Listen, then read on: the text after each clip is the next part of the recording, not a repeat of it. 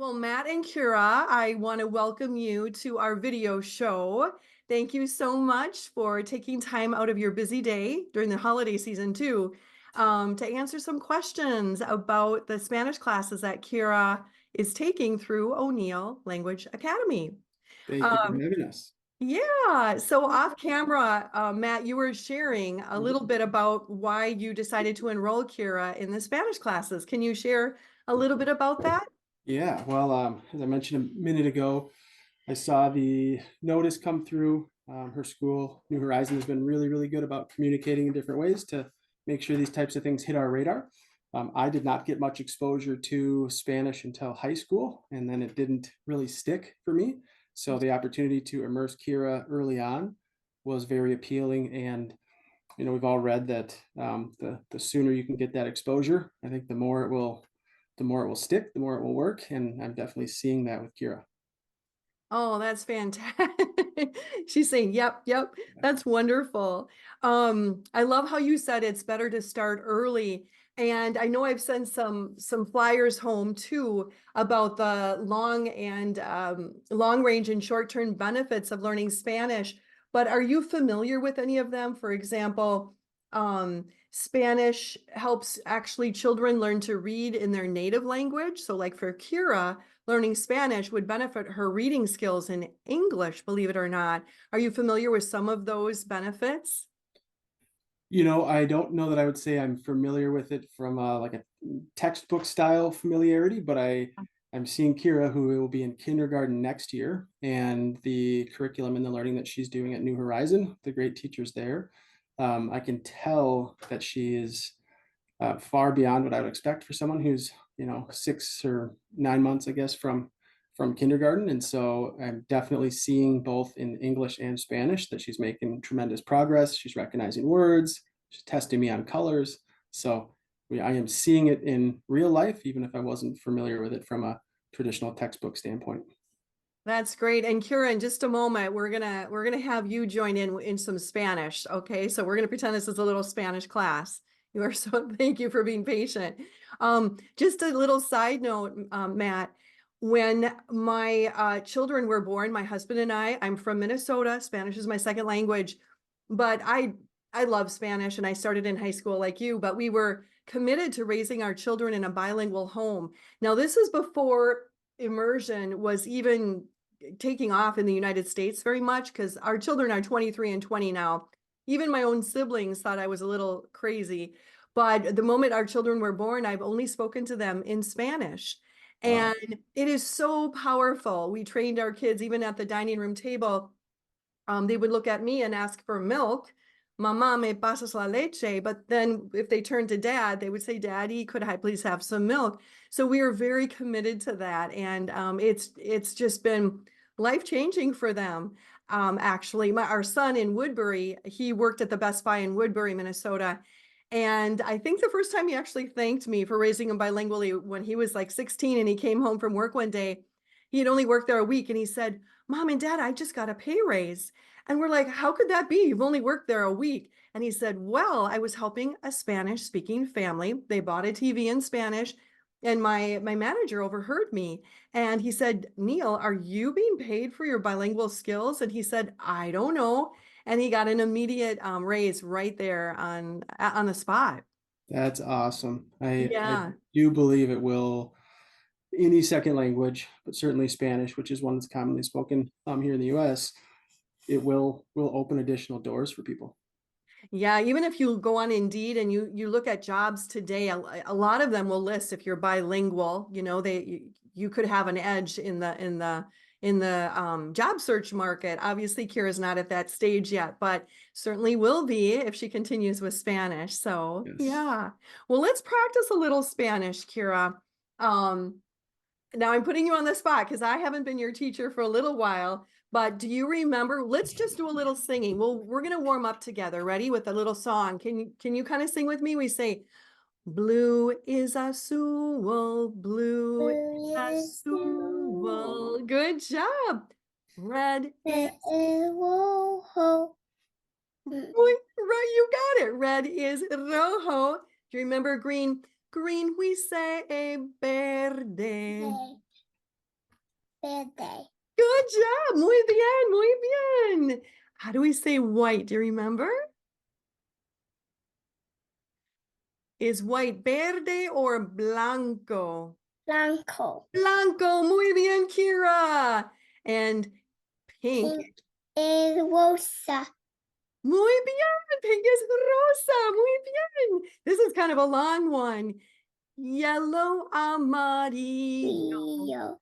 Amarillo. Muy bien. Yellow, amarillo. And you like purple? You like purple? How do we say purple? Mora. Mora. Morado. Can you say morado? Morado. Muy bien, morado. Excelente. Oh my goodness. One more time, Keira. Okay, ready? Can you say azul? Azul. Rojo. Verde.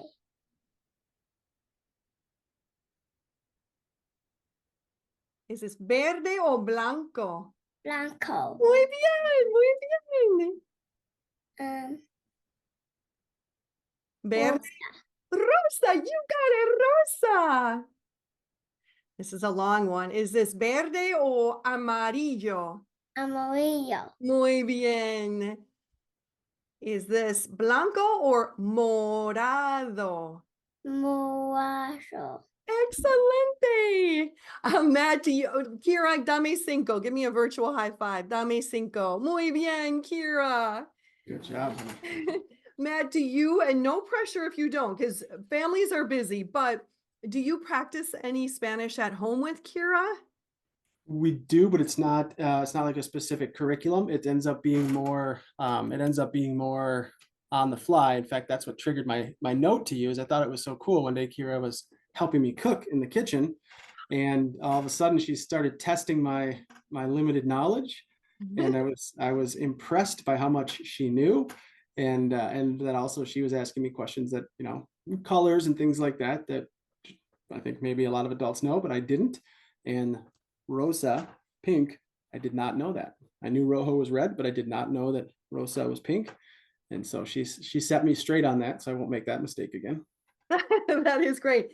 Keira, what's your favorite color? Pink. Oh, rosa. Muy bien. That's great. Let's see. I want to practice just a tad bit of counting. We're just going to go to number 10. This is the December calendar. Can you count with me, Keira? I'll get you started. Can you say uno? Uno, dos, tres, cuatro, cinco, seis, Siete. ocho, nueve, Diez. Say diez. 10. Good job. Oh, that was wonderful.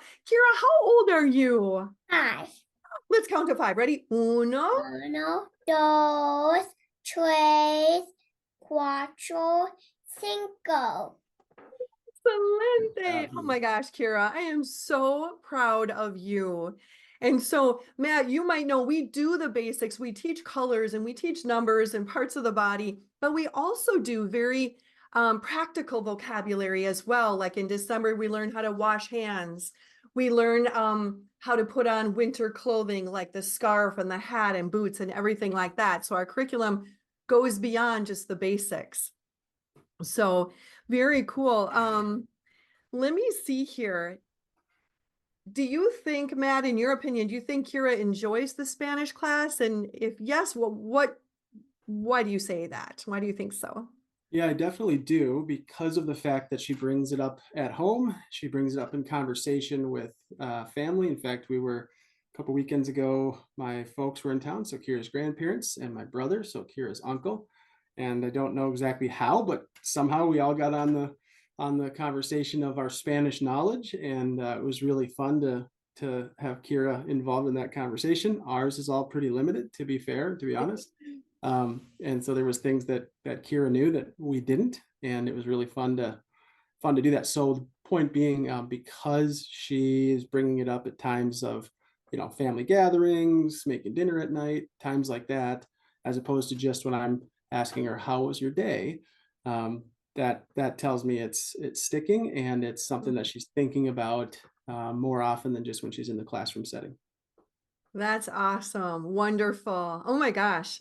Keira, so your grandparents and your uncle and everybody knows that you're learning Spanish. Good for you.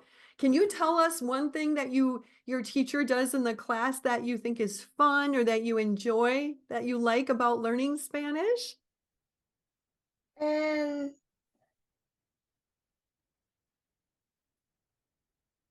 I don't know. That's kind of hard. I know there's a lot, I'm sure, but does your teacher ever use a puppet? No, not this puppet. Does your teacher use a chicken puppet? You put this down for now. Yeah. Yeah, yeah. I have a different one. This one is rana. Can you say rana? Lana. Rana. Hola, Kira. Yeah, rana means frog.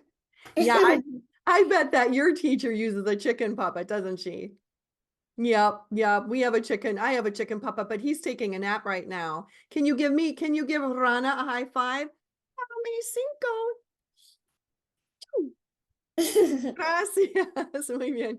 Do you know this song? We go beso, abrazo, beso, abrazo, beso, abrazo. What is a beso? A kiss. Yay! And what is an abrazo? A hug. Good job. Can you give your daddy an abrazo? Give me a hug. Muy bien, muy bien. Good job, sweetie. Oh my gosh, that's so good. And Matt, what would you say? I just really have one more question, unless you want to share more.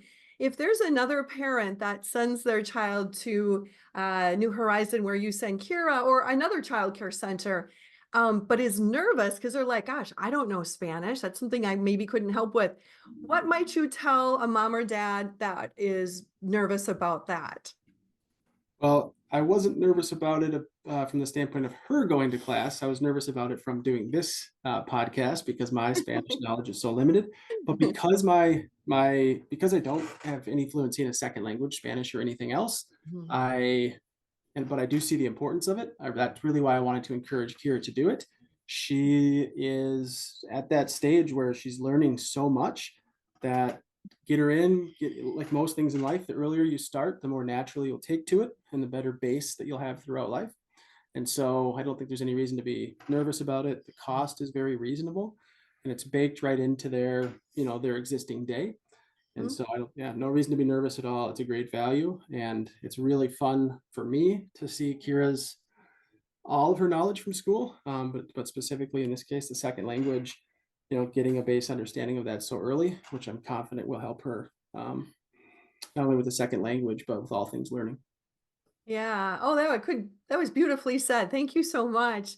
And I love how you said the earlier the better. I teach adults as well, and it's interesting. Myself included, if I learn Russian or French or something, we as adults, we get caught up on pronunciation and grammar rules, and we don't want to sound silly in front of our colleague or another classmate. Oh my gosh, children, no way. They just dive right in. They don't care about pronunciation. And that's why it's so natural. We are created to learn language from birth. And if we are put in an environment where there's a second language, children do it effortlessly and naturally, as long as it's fun, as long as we bring our little puppets in and we do songs and dance and games and role play and we make it fun, and then there's no inhibitions. They just speak after listening a lot. So that's great. That's exactly right. Yeah, wonderful. Well, do you have anything else to add? And not that you need to, I'm so grateful to your time and all of your from your angle as a parent. It was just so refreshing to hear how supportive you are of Kira. And I don't get a chance to see parents very often because, as you said, it's baked into the daily life. So we usually show up at 9, way after drop off. So this is a blessing to meet you and to have a chance to hear from a parent's perspective. Yeah, I would say anybody that's on the fence should absolutely enroll. Again, it's a great value. If you look at all the different things we spend time, energy, and money on for these little kiddos to raise them the right Oh, way, this is a very, very Mhm. easy way to immerse them in a second language, give them a base that'll ultimately give them, I think, um, give them a real advantage over children that haven't had that as they're entering school. So do it, Yeah, and I'm confident the kiddos will like it. that's great. Thank you so, so, so much. I thought we could end with a goodbye song. Now, Kira, we have a couple that we play in our classes but do you know this one? Let's see if we can sing a little bit. We do some hand gestures as well. Let's see if you can hear this. Adiós, amigos, adiós. Yeah. Do you know this? Adiós, amigos, adiós. Yeah. Es hora de partir. Time to go. Adiós, amigos, adiós. Woo, woo. Ahora lento. Good job. Do you do that? Do you sing that song with your teacher? Yay, muy bien, excelente. That was so good. Well, Kira, you did just a beautiful job. Thank you for sharing your knowledge of numbers and colors and your excitement for Spanish. We appreciate it. And Matt, you are like the coolest father in the world. I'm so glad I got to meet you. She is blessed to have you as her dad for sure. Well, we're glad to be here. Thank you for having us. Thank you for helping Kira to learn a second language, and can't wait to see how it continues to progress. So my pleasure meeting you, Teresa, and thanks for inviting us today. Igualmente, the same to you, equally. Thanks a lot. You guys have a wonderful day. Adios, adios, Kira. Adios. Adios, adios, Matt. Thanks a lot. Bye-bye. Bye-bye.